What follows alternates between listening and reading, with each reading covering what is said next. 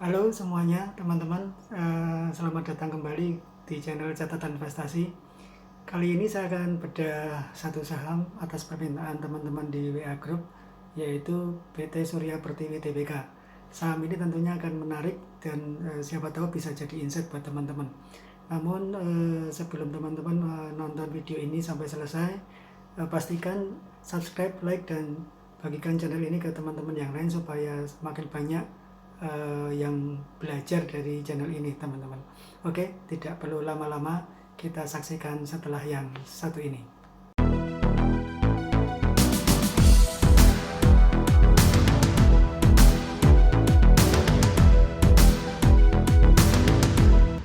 Nah, ini teman-teman, yaitu bedah saham SPTO ya teman-teman.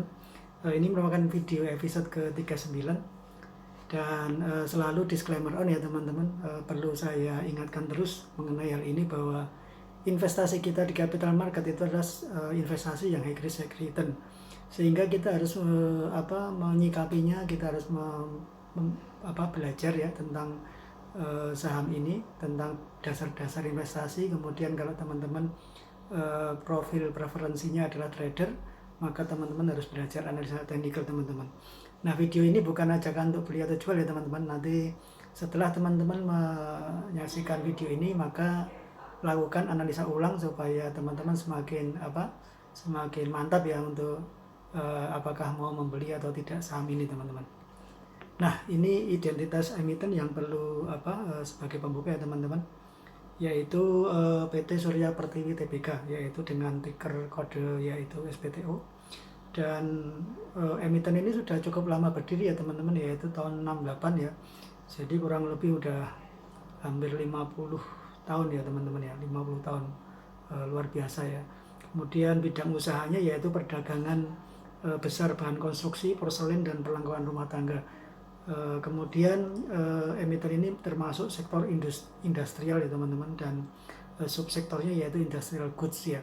Kemudian jumlah karyawan pada saat saya baca di annual report tahun 2020, jumlah karyawannya 1.318 orang teman-teman ya, tidak terlalu banyak ini. Kemudian waktu itu harga IPO dari PT Surya Pertiwi yaitu 1.160, dan closing price per tanggal 13 Agustus atau pada saat video ini dibuat yaitu 535, dan emiten ini listing di Bursa Efek Indonesia pada tanggal 14 Mei 2018. Jadi kurang lebih hampir 5 tahun ya teman-teman ya.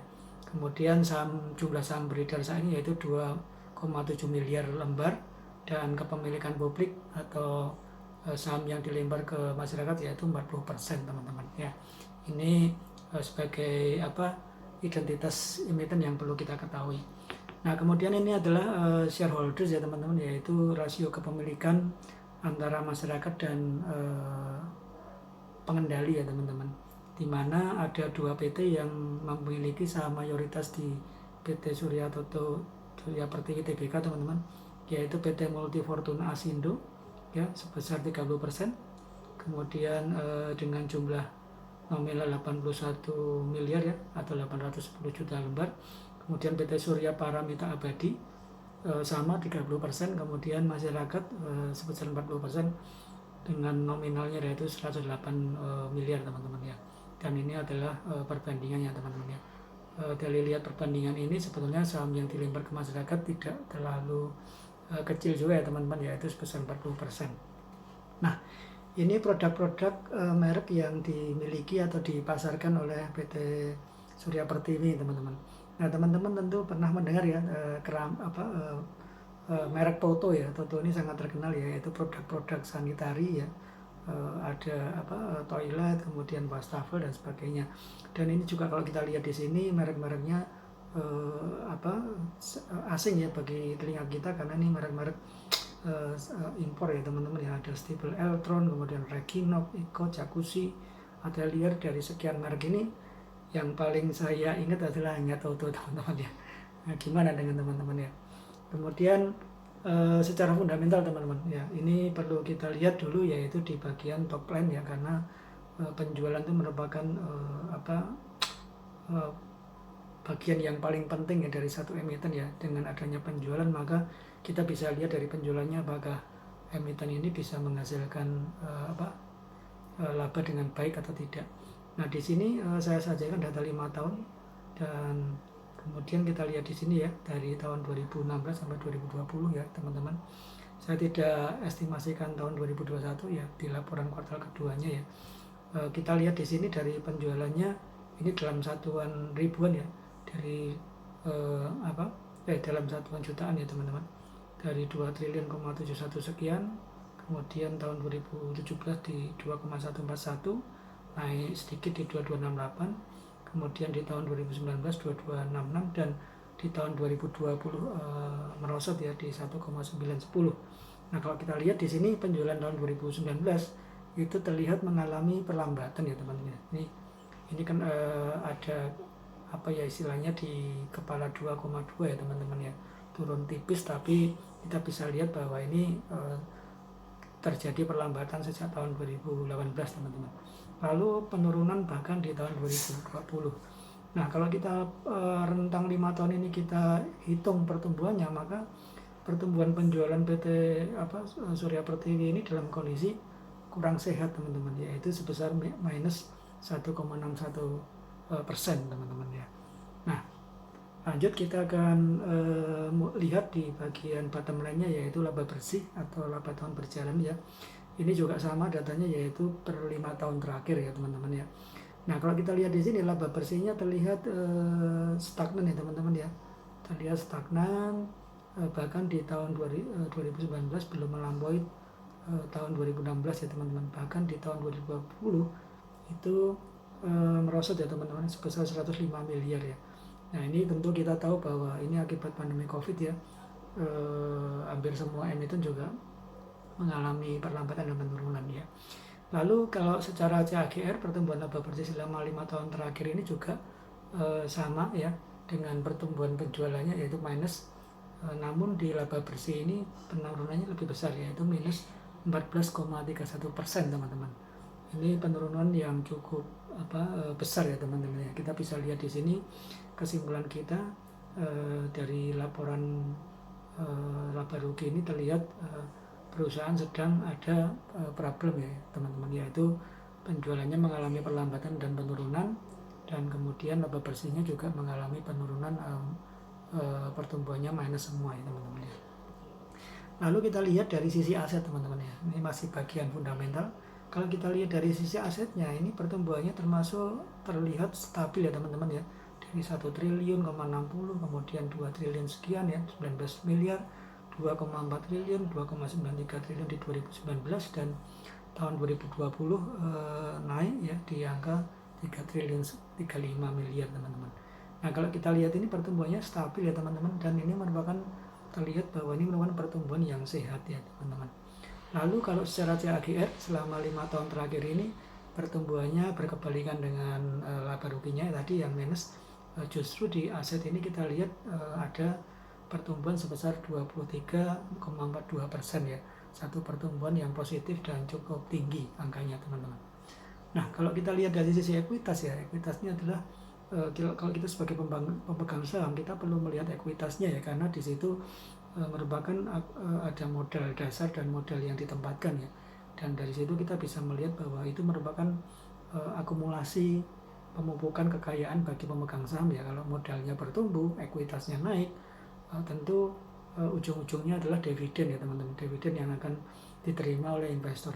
Nah, kalau kita lihat di sini ekuitas SPTO itu tumbuh signifikan teman-teman, dari 290 miliar lalu melonjak ke 773 miliar tahun 2017, kemudian melonjak lagi tahun 2018 sebesar 1,5 triliun, dan naik terus ya 1,6 di 2019, dan tahun 2020 ini di angka 1,941 triliun ya, dan hampir mencapai 2 triliun ya teman-teman. Ini satu pertumbuhan yang terlihat positif sama dengan asetnya.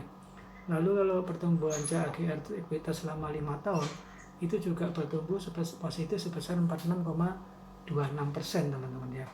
Nah, ini satu pertumbuhan yang cukup positif teman-teman. Nah, sekarang kita masuk ke analisa rasio ya. Dan analisa rasio ini saya hanya ambil 2 metrik yang umum dipakai, yaitu current ratio dan cash ratio teman-teman. Nah, kita lihat dulu yang current ratio. kalau dari current ratio ini SPTO itu berada di range antara 1 kali sampai 1,8 kali ya, dan ini terbilang tertingginya di 1,8, namun terjadi penurunan di 3 tahun terakhir. Dari angka ini sebetulnya kita lihat bahwa cukup bagus teman-teman ya, tidak terlalu jelek. Lalu dari sisi cash ratio, kalau cash ratio ini range-nya antara 0,1 kali sampai tertinggi 0,3 kali teman-teman. Nah, dari sisi cash ratio ini saya melihat bahwa ada pelemahan ya, dari sisi cash perusahaan, cash emiten ini terlihat dalam kondisi yang kurang kuat ya teman-teman. Ini cash ratio adalah formulanya sederhana, yaitu kas dan setara kas dibagi dengan hutang lancarnya teman-teman. Jadi kalau cash ratio ini di 1 kali itu terbilang bagus ya teman-teman. Karena ini jauh di bawah 1, maka kesimpulan yang kita bisa lihat yaitu cash ratio dari emiten SPTO ini mengalami pelemahan ya teman-teman, atau kurang solid ya teman-teman. Nah, lalu kita lanjut ke profitabilitas dari SPTO ya, yaitu kemampuan emiten untuk menghasilkan keuntungan ya teman-teman. Dan 2 metrik yang umum dipakai, saya pakai gross margin, yaitu rasio laba kotor dibanding penjualannya, kemudian return on equity, yaitu laba bersih dibanding ekuitasnya. Ya. Kita lihat di sini gross margin SPTO itu berada di range 24-28% teman-teman ya. Mungkin ini tidak bisa terlalu tinggi karena memang persaingan di sanitari dan perlengkapan rumah tangga ini cukup ketat juga ya. Tidak bisa dalam arti tidak bisa mengambil margin atau harga jual yang terlalu tinggi ya teman-teman ya. Lalu kalau kita lihat ROE-nya ya, dia pernah tertinggi di 55% ya teman-teman. Sorry, ini salah ketik ya. Jadi range-nya adalah 5-55%. Dan di 4 tahun terakhir terjadi penurunan ya teman-teman ya. Bahkan tahun 2020 ROE-nya hanya 5%. Dari angka ini terlihat gross margin-nya cukup oke, namun perusahaan tidak bisa menghasilkan ROE yang cukup tinggi ya. Terlihat bahwa karena tadi laba bersihnya juga semakin turun ya, bahkan tidak ada peningkatan, sehingga sementara ekuitasnya naik terus. Nah, kemudian menyebabkan equity-nya semakin kecil ya, ROE-nya ya. Nah, lalu dari sisi solvability SPTO, solvability itu adalah rasio yang mengukur kemampuan perusahaan untuk memenuhi kewajiban jangka pendek dan jangka panjangnya teman-teman. Nah, 2 rasio yang umum dipakai, saya pakai DE ratio dan long term debt to equity ya. DE ratio kita lihat di sini terlihat membaik ya, cukup signifikan ya, karena pernah di angka 265%, kemudian turun ke 161%, dan di 3 tahun terakhir rata-rata di bawah 100%. Ini sangat bagus teman-teman dari sisi rasio utang. Kemudian kalau long term debt atau utang jangka panjang dibanding dengan ekuitasnya juga terbilang kecil ya, masih kisaran wajar dan termasuk emiten yang sehat kalau kita lihat dari solvability ini teman-teman. Nah, lalu rasio indikator arus kas ya, ini juga indikator yang penting selain dari laba rugi dan posisi keuangan. Dari rasio cash flow ini kita bisa melihat kemampuan perusahaan atau kekuatan perusahaan dari sisi kas dan setara kasnya ya. Karena kas dan setara kas ini biasanya untuk membiayai operasional perusahaan, kemudian untuk membayar dividen, kemudian untuk membayar pemasok dan sebagainya. Dan umumnya laporan arus kas ini susah untuk dimanipulasi ya teman-teman ya. Nah, kalau kita lihat di sini 2 metrik yang saya ambil yang juga umum dipakai, yaitu cash flow to current liabilities, yaitu perbandingan arus kas neto dengan utang lancar, kemudian ada cash flow to interest, yaitu perbandingan antara arus kas neto dengan biaya bunga atau beban keuangan teman-teman.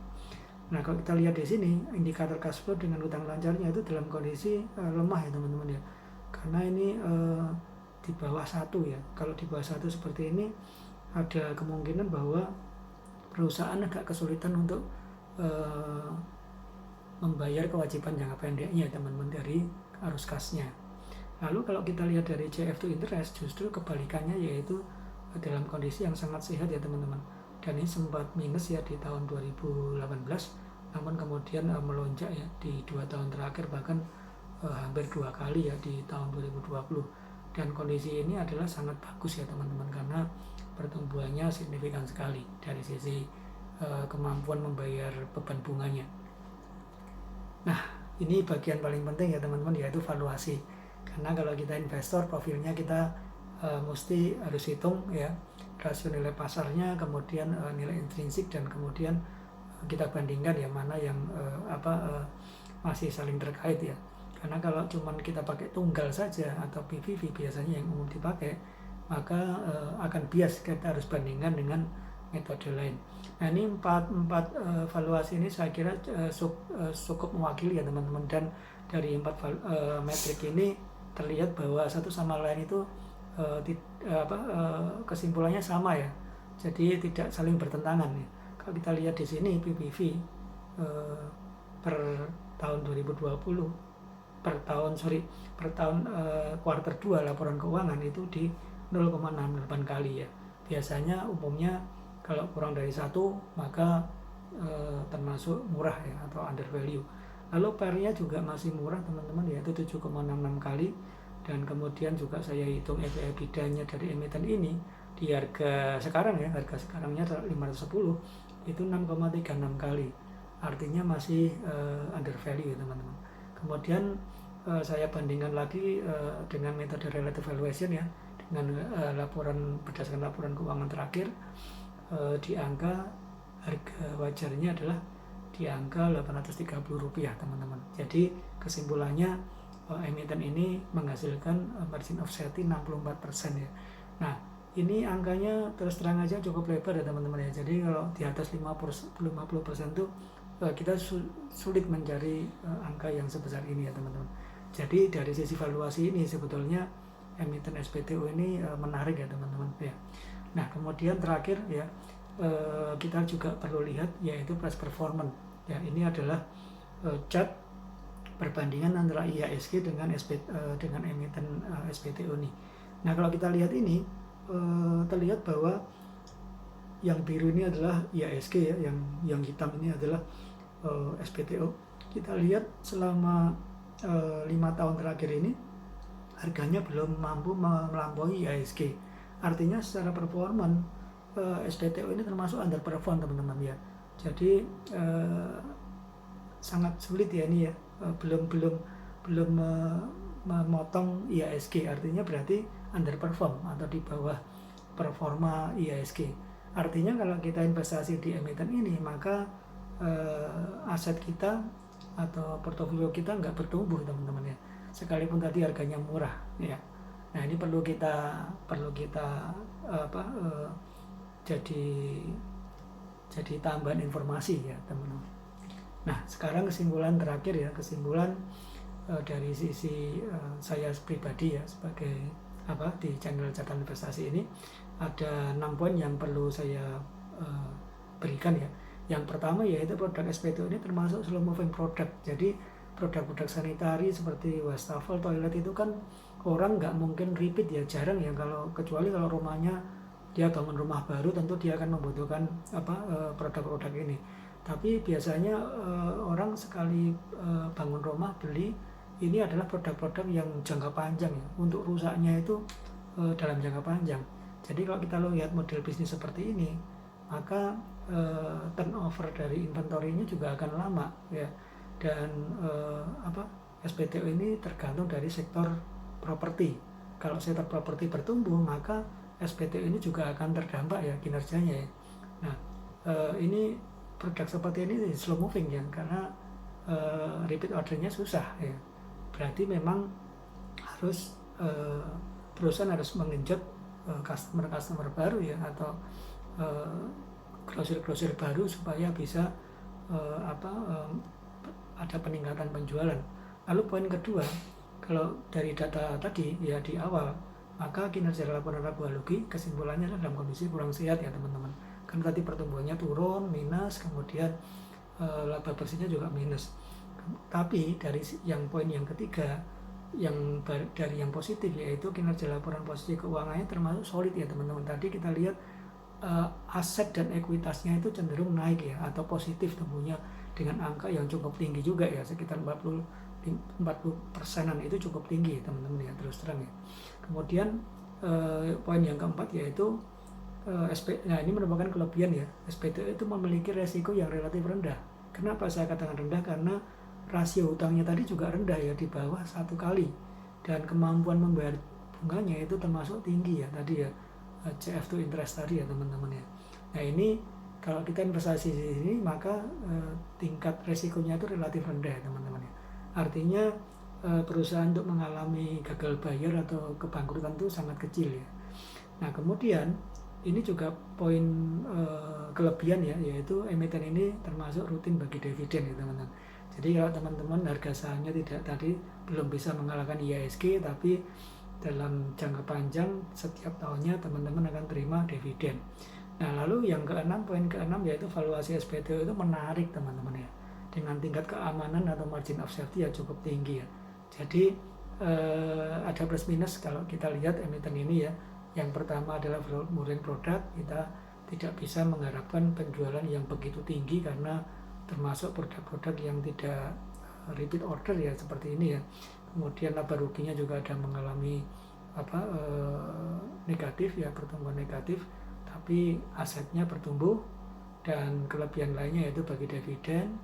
Namun secara performan harga sekalipun valuasinya menarik atau under value, maka emiten ini juga belum bisa mengalahkan IHSG atau outperform teman-teman.